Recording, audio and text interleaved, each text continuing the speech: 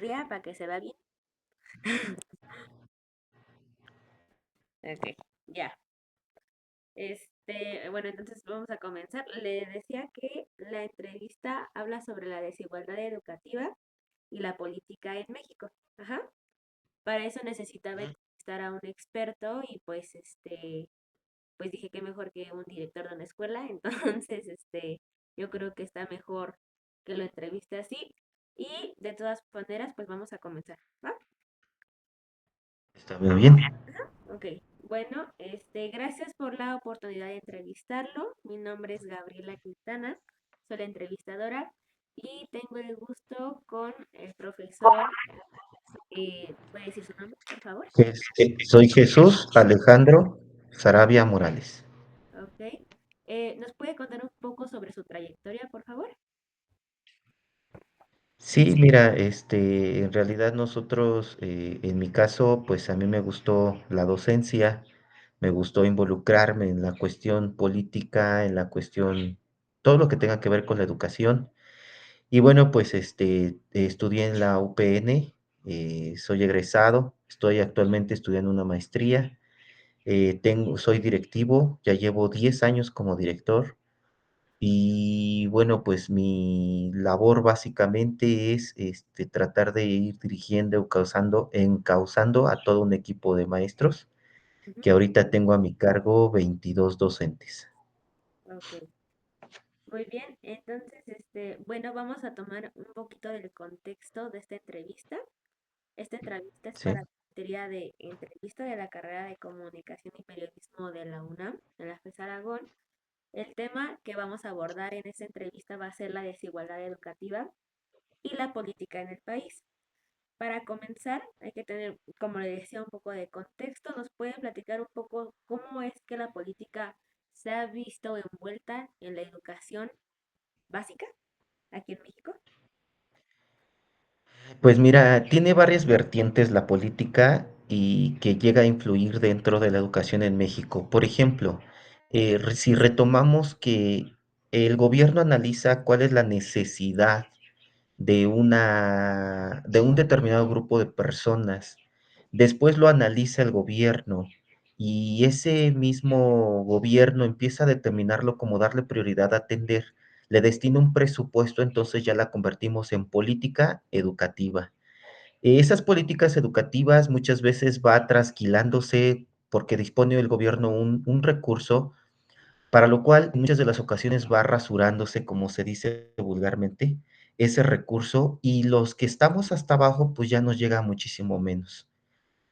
Si lo vemos desde ese punto, pero otra vertiente de la política, pues tiene que ver con el apoyo de las corrientes de las ideologías de los partidos políticos. Claro. Los partidos políticos han influido indudablemente dentro de la educación. Actualmente nosotros tenemos un sindicato y ese sindicato ha tenido que negociar, ha tenido que ir a negociar con determinados partidos para que nos puedan ir respetando algunos recursos, como son, por ejemplo, destinar un recurso para el mejoramiento de las escuelas ha sido difícil y a veces se ha condicionado la parte de poder apoyas, se te distribuyen recursos. Si no apoyas, no tenemos una fuerza política para poder nosotros gestionar determinados recursos para las escuelas. Mobiliario, pintura, seguridad, recursos humanos. Ujú.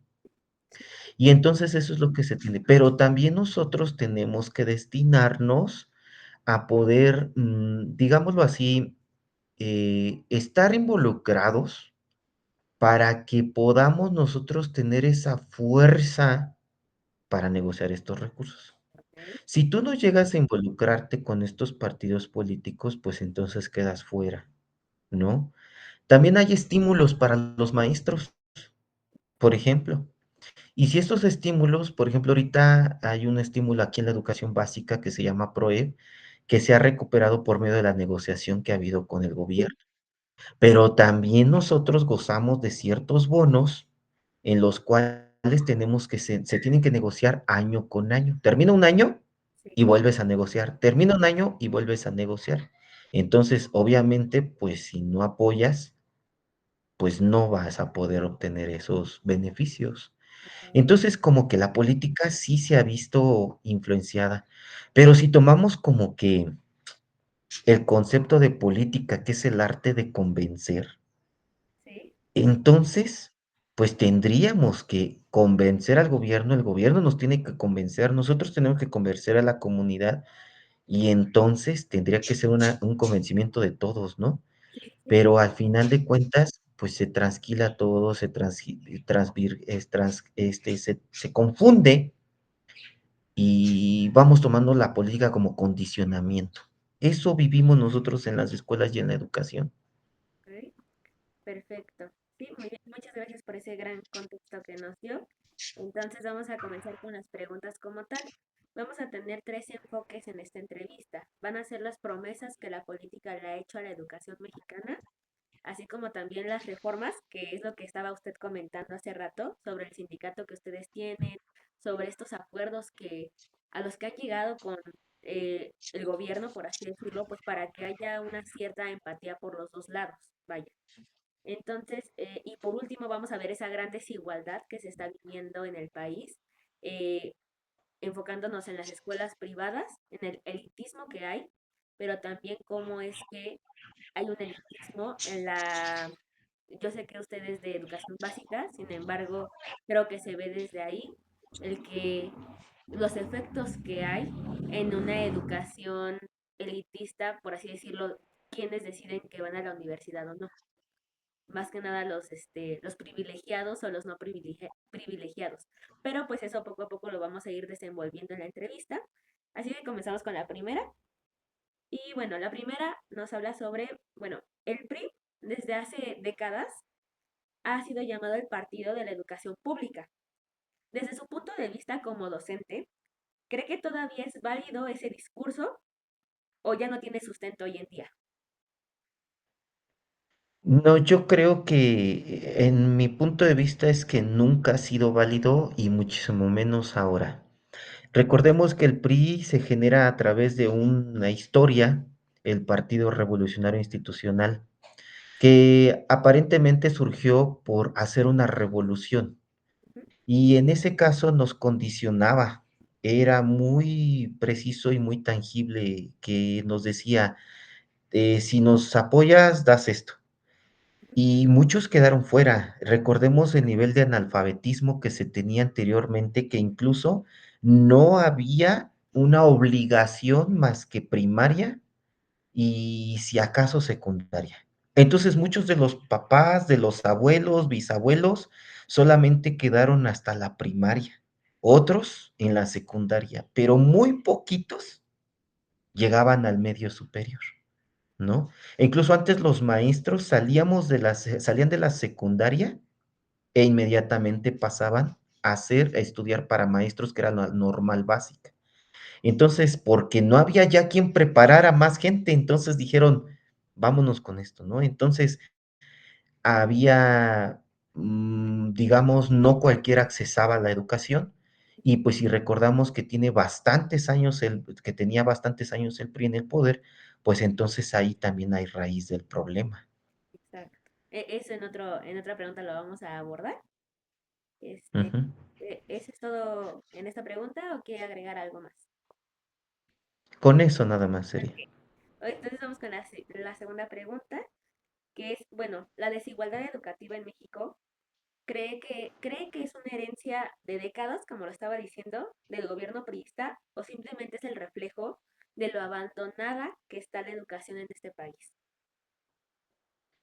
Yo creo que si tomamos en cuenta que hace años el PRI estaba gobernando, creo que se viene arrastrando. A nosotros nos fueron supuestamente actualizando de todos los planes y programas que se tenían que hacer, cuando el verdadero problema hay que arrancarlo de raíz. Y en la raíz es que no ha habido una buena inversión en la educación. Entonces nosotros no necesitamos actualización, nosotros necesitamos toda una revolución educativa que quite todas las prácticas que se habían estado generando para implementar otras. Quiero decirte que había unos planes que nos estaban dando gota a gota, cuenta a gota, cuenta a gota. Cuando entra este gobierno fue parejo. Fue rotundo y muchos hasta nos cayó de extraño, ¿no? Entonces, creo que tiene que ver con lo que se ha venido arrastrando desde hace décadas y que hoy, claro que va a costar más trabajo porque quieren actualizarnos en algo que nos dan como que un parche de algo, un parche de otra cosa, otro parche, y entonces no se erradica. Y así pues, con los problemas, porque hay una desigualdad tremenda. E incluso ahorita, si alguien quiere accesar a un nivel superior, está a expensas. Puede quedarte lejos, puede quedarte muy lejos, puede ser no la escuela que tú quieres, y el nivel de aprobación a nivel ya secundaria, media superior, así va encadenado, y van siendo muy poquitos los que se gradúan. Eso habla de una desigualdad. Y si tienes dinero para mantener la carrera, llevas, y si no, no. En base a la economía que usted, bueno, ahorita está tocando al final de su punto, viene la tercera pregunta. Los programas de las becas han sido usados como un ancla electoral en estas décadas de gobierno de la cuarta transformación.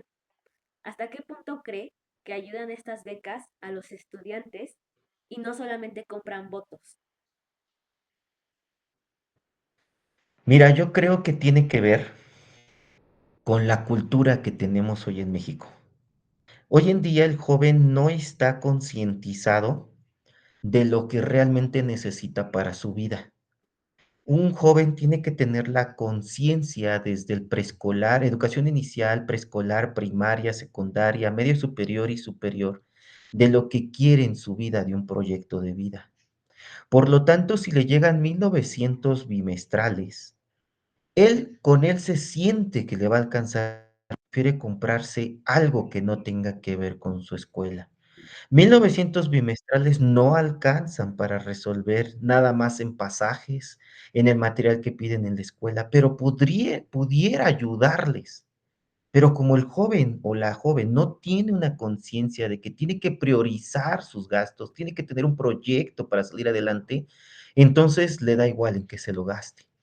Y también tiene un enfoque político. ¿Por qué? Porque al fin y al cabo, pues si ahorita banderas, si lo ves con datos crudos, dices, yo mejor prefiero votar por el Movimiento de Regeneración Nacional, que es Morena, porque no me vayan a quitar mi apoyo, no me vayan a quitar. Y claro que también puede ser un condicionamiento, porque mucho va a depender para qué lo estés usando. Yo creo que tiene que ver con el enfoque de vida que tienes y de la necesidad que te está creando. Una gente con bajos recursos, esos 1900 los va a hacer rendir.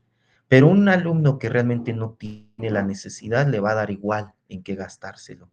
Y si no tienen ese proyecto de vida cimentado, pues ni siquiera están pensando en acabar la secundaria, la prepa o el nivel superior. O sea, pues con que vivan hoy es suficiente. Yo creo que tiene que ver con ello. Ok, muy bien. Sí, sí, sí, o sea, es un buen punto que dice usted, porque al final eh, no hay una concientización que tenga el niño, la niña o el joven para poder, vaya, administrar esta beca que se supone que es para sus materiales escolares, su vida escolar básicamente. Y pues obviamente no hay esa educación por parte, no tanto por los padres ni por la escuela, sino más bien es un conjunto de los dos. Ajá. Entonces, Claro. con esto vamos a la cuarta pregunta, que tiene que ver justamente con lo que hace rato estaba hablando al inicio sobre los sindicatos y pues todo este conjunto de instituciones que han tenido ustedes como maestros. Con ello vamos a la cuarta pregunta, que es, ¿el vínculo que tiene el PRI con la CENTE ha frenado o ha impulsado cambios en la educación aquí en México? Mira, lo que pasa es que siento que se politizó los sindicatos. Los sindicatos surgen a partir de la necesidad de defender los derechos de los trabajadores, cualquier sindicato. Y en este caso hay dos entes, un CENTE con C, que es la Coordinadora Nacional de Trabajadores de la Educación, que tienen una garra infalible. O sea, ellos van y quieren y queman autobuses, abren autopistas, pero muchas veces quieren pedir lo que no han trabajado. Vienen a quererle arrancar, en este caso al gobierno, algo que no han trabajado. Como por ejemplo, ¿cómo es posible que la CENTE, en este caso con C, tenga la posibilidad o tenga el derecho o quiere ir a exigirle al gobierno que le paguen cuando dejan a tantos niños sin clases? Si tú quieres revolucionar como trabajador de la educación, tienes que estar en las aulas, tienes que trabajar. Allí hay una comunidad, por ejemplo, yo en mi escuela tengo cerca de 500 alumnos. Tengo a mi cargo toda esa gente y es una comunidad, Ciudad Cuauhtémoc, Ecatepec, en donde sabemos perfectamente que la inseguridad, el vandalismo, la drogadicción, el alcoholismo prevalecen. Entonces, ahí está mi punto donde puedo transformar a la gente. Y entonces dejan, encargan, no van a trabajar y pues así quieren exigir. También está el CENTE, sindicato con ese, Sindicato Nacional de Trabajadores de la Educación, que acaba de pasar un evento el día jueves en donde fue el informe de la gobernadora Delfina Gómez Álvarez, ahí en la feria de Texcoco, en donde el 90% de la gente que asistió fue del CENTE, del Sindicato Nacional de Trabajadores, y también se dejó de ir a trabajar por ir a apoyar, pero mayormente están más situados en las aulas. Entonces, claro que influyen. Claro que las negociaciones con el gobierno deben de ser muy importantes, pero siempre teniendo la ideología que debe de rescatar un sindicato. Cuando ya dejas de asistir a las aulas, entonces ¿de qué derechos me hablas? Porque acordemos el artículo tercero constitucional donde dice que el alumno debe de tener el derecho. Y si yo voy y le exijo el artículo 31 al padre de familia porque no manda a sus hijos a la escuela, me va a decir, maestro, pero el artículo 31 dice que yo tengo la obligación como padre de familia de que el alumno asista, ¿sí? A la escuela y que tenga su educación. Pero usted está faltando al artículo tercero, que es brindar el derecho a la educación. Y entonces vivimos en un mundo de contrariedades, ¿no? Entonces yo creo que tiene que ver mucho que sí ha afectado. Creo que hemos perdido de vista la función de los sindicatos. Yo creo que debemos de tener bien claro hacia dónde tenemos que caminar y el sindicato debe de coadyuvar a los derechos laborales, pero no descuidar los derechos del niño, que ahorita es lo que implica muchas veces la oportunidad para que México progrese. Ahí está en la educación, ahí está.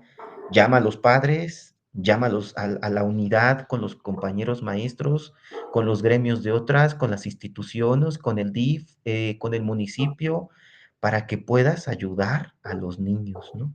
Pero pues a veces nosotros mismos le coartamos ese derecho. Justo. Sí, sí, sí, sí. Y con, bueno, hablando sobre los sindicatos y bueno, todo este, ¿cómo se le dice? Todo este desarrollo que tienen las instituciones para pues proteger los derechos del trabajador, porque al final, como usted lo dice, es una de las funciones o es la principal función que tienen los sindicatos, pues básicamente de los trabajadores y más el de los trabajadores de la educación, que creo que es el más importante de los sindicatos. Y pues con ello pasamos a la quinta pregunta, si me permite, que es en base a la pandemia. Bueno, en la pandemia se evidenció justamente la vulnerabilidad tecnológica que tienen los estudiantes de educación básica. ¿Con qué me refiero con la vulnerabilidad tecnológica? Falta de internet y dispositivos, que lo vivimos claramente dos años y medio, del 2020 a 2022-2023. Y con base a esto, ¿cree que esta es la nueva cara que tiene la desigualdad de la educación de la que hemos estado hablando o es parte de esa desigualdad? Mira, yo creo que antes, yo, pues tú eres muy joven, pero anteriormente, nosotros cuando teníamos 10, 8, 12 años de edad en la secundaria, eh, hasta los 15, tener un celular, tener una tableta, era un lujo. Realmente era parte de que los papás realmente ganaban bien. Yo recuerdo tener mi primer celular a los 15 años y era uno que ni siquiera de color era y apenas tenía una lamparita. Hoy en día ves a un niño de 10 años con un celular mejor que el de un docente, que el de el papá, del de la mamá. Sí, Pero, ¿para qué realmente usan el teléfono? Yo creo que es una herramienta ahora con las IA, inteligencia artificial y con todas las herramientas que hoy nos ofrece. Ahora vas a la Ciudad de México y en varios lugares hay internet gratis. Pero ve a las escuelas. En las escuelas no hay internet gratis. En las escuelas tienes que pagar.